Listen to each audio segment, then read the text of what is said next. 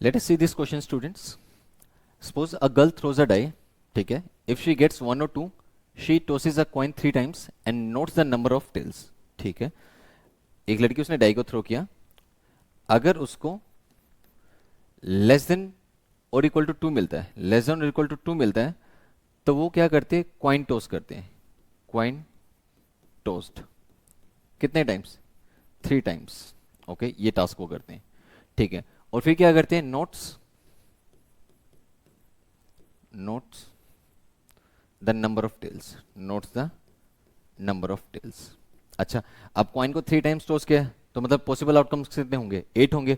और उसमें number of tales count करें तो नंबर ऑफ टेल्स के लिए क्या पॉसिबिलिटी? एक भी टेल आए, एक टेल आए, 2 टेल आए, 3 टेल आए. ठीक है, आगे बात करते हैं. ये एक सिनारियो था. फिर अगला बोल रहा है इफ शी गेट्स 3, 4, 5 और 6. ठीक है, अगर उसको 3, 4, 5, 6 या 6 मिलता है तो she tosses a coin once and, अच्छा सिर्फ एक बार ही कॉइन टॉस करती है, and notes whether a head और अ टेल इज ऑब्टेन. और देखती है कि हेड आया या टेल आया. ओके, मतलब यहाँ पर सिचुएशन ये है कि अगर ग्रेटर देन और इक्वल टू 3 मिलता है तो कॉइन टोस्ड वंस. कॉइन टोस्ड वंस, एक बार ही कॉइन टॉस होगा. ठीक है जी.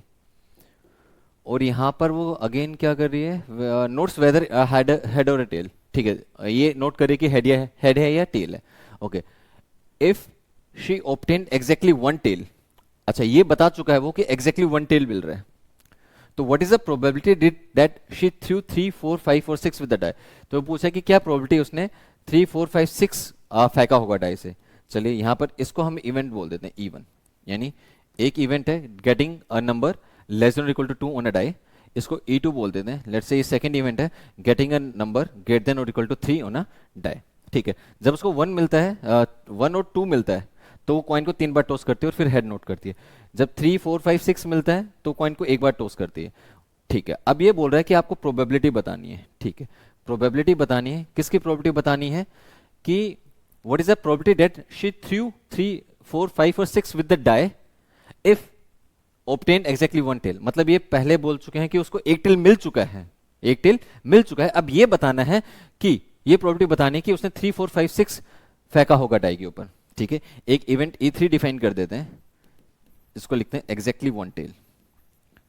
अच्छा, आपको क्या पता है कि कौन सा इवेंट हो चुका है? उसको एग्जैक्टली 1 टेल मिल चुका है. एग्जैक्टली 1 टेल ऑब्टेन हो चुका है. तो अब वो पूछे कि प्रोबेबिलिटी है कि 3, 4, 5 और 6 मिला होगा डाई पर.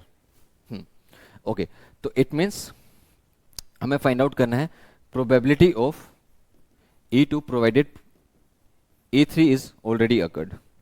So probability of A probability B has already occurred किसके इक्वल होता है? Probability of A intersection B divided by probability of B. तो यहां कहने का मतलब है कि ये किसके इक्वल होगा? Probability of E2 intersection E3 divided by probability of getting exactly 1 tail. देखो, टेल कब कब मिल सकते हैं? टेल 2 सिनारियो है जहां पर टेल मिल सकते हैं. एक ये वाला केस और एक ये वाला केस. तो हमें टोटल प्रोबेबिलिटी निकालनी है किसकी? Getting 1 tail. तो पहले P3 कैलकुलेट करना पड़ेगा. आप खुद ही बोल चुके हैं टेल कब कब मिल सकता है? जब इवन हो जाए. इवन के बाद वो कॉइन टॉस कर रही है तो यहां पर टेल मिलने के चांस है. जब E2 हो जाए उसके बाद अगेन कॉइन टॉस हो रहा है तो यहां पर भी टेल मिलने के चांस है. तो पहले P3 कैलकुलेट करना है हम लोगों को. तो P3 कैसे कैलकुलेट करेंगे? नेक्स्ट स्लाइड पे देखते हैं. PE3 कैलकुलेट करते हैं. देखिए, पहले क्या हो जाए कि इवेंट इवन हो जाए. इवेंट इवन हो गया तो what is the probability that E3 होगा? इवन हो चुका है. अब सेकंड इवेंट E2 हो जाए तो क्या प्रोबेबिलिटी है कि E3 होगा? ठीक है. अब प्रोबेबिलिटी ऑफ इवन इवन की प्रोबेबिलिटी क्या है? इसमें फेवरेबल केसेस कितने हैं? 2. तो इवन की जो प्रोबेबिलिटी है 2/6 है.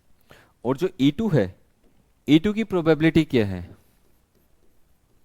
E2 की प्रोबेबिलिटीज 4/6. 3, 4, 5, 6 4 फेवरेबल केसेस, टोटल 6 है. Okay, now probability of even यहां पुट करेंगे. प्रोबेबिलिटी ऑफ इवन अभी आप लोगों ने मुझे बताया 2/6 है. 2/6. ठीक है. Probability of E3 provided even is already occurred.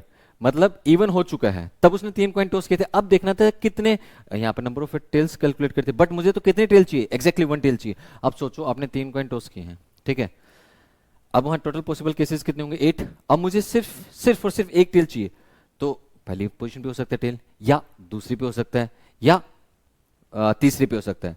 जब पहली पे होगा तो बाकी दो पे हेड है, दूसरी पे होगा तो बाकी दो पे हेड है, तीसरी पे होगा तो बाकी दो पे हेड है। मतलब ये केसेस में बोलना चाह रहा हूं, ऐसा ही तो होगा भाई। यहां यहां टेल आ जाए, यहां हेड हेड, यहां टेल, यहां हेड, यहां हेड, यहां टेल, यहां हेड, यहां हेड, इसके अलावा और कोई केस होगा ही नहीं। तो मतलब जो टोटल 8 केसेस है उसमें से इसके फेवरेबल केसेस कितने, एग्जैक्टली 1 टेल के, that is 3/8 plus probability of E2। मतलब E2 क्या है कि 3, 4, 5, 6 मिल जाए, इसकी प्रोबेबिलिटी कितनी, 4/6। और इस बार वो सिर्फ एक बार ही कॉइन को टॉस करती है, तो टेल मिलने के कितने चांस हो गए, एग्जैक्टली 1, हाफ। या तो हेड मिलेगा या टेल मिलेगा, तो एक टेल हाफ। ठीक है, अब आपको क्या फाइंड आउट करना था, आपको फाइंड आउट करना था probability of E2 provided E3 has already occurred। तो probability of E2 intersection E3 divided by probability of E3। probability of E3 तो आप लोगों ने यहाँ लिख दिया है।